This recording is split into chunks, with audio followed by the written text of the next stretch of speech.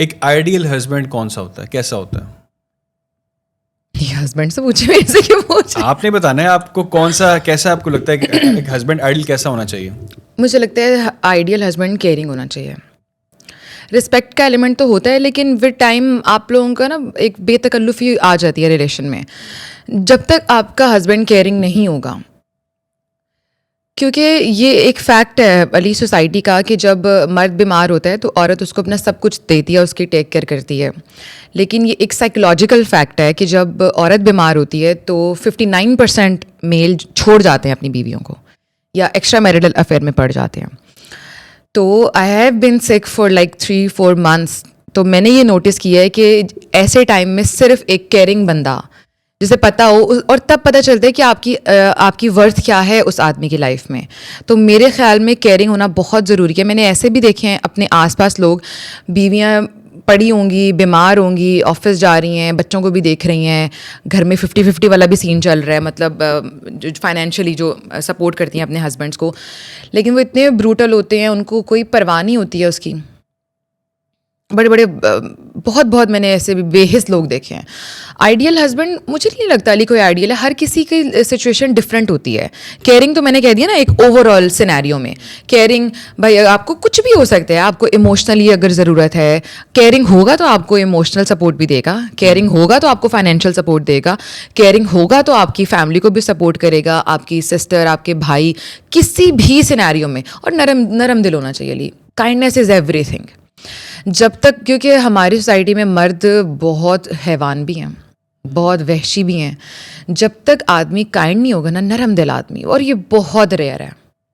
अल्लाह का अंडरस्टैंडिंग हो उसमें बहुत। अंडरस्टैंडिंग तो हमने ये किताबी लफ्ज़ बोल दिए हैं, किताबी बातें। भाई अंडरस्टैंडिंग होना चाहिए, हर तीसरी लड़की कहेगी आपको किस तरह का मियाँ चाहिए, अंडरस्टैंडिंग होना चाहिए। What is understanding?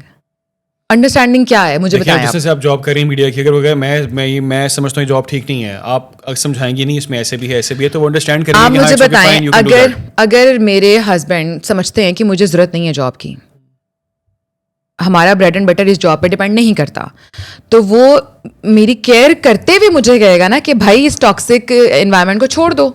अगर तुम घर आकर रो रही हो किसी रीज़न की वजह से, आज ऑफिस में ये हो गया, एक फलाने बंदे ने, हंसें ज़रा मैंने किसका नाम लिया, कोई फलाना बंदा कोई होगा, एक फलाने बंदे ने आज तुम्हें ये कह दिया, तो मैं डिस्टर्ब हो गई। मैं बड़ी सोचने पड़ेगी, भाई आज उसने ये कर दिया। और मेरी जो, और सबसे बड़ा पता है क्या अली डर होता है हमें, आपको भी होगा, कि जो हमारी इतने साल की मेहनत होती है ना, वो उस एक बंदे के हाथ में होती है। कितनी बड़ी ज्यादती है, देखें कितनी बड़ी ज्यादती है।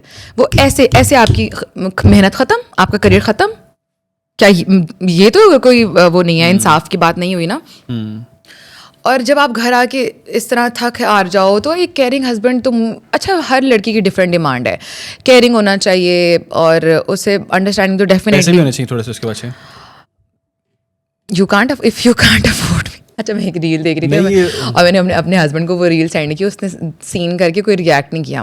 और वो रील थी, एक बड़ी एज की आंटी से किसी ने क्वेश्चन पूछा कि आप बताएं कि एक हस्बैंड में क्या क्वालिटी होनी चाहिए, या एक जो कहती हैं गोल्ड डिगर लड़की गोल्ड डिगर थी, फलानी थी।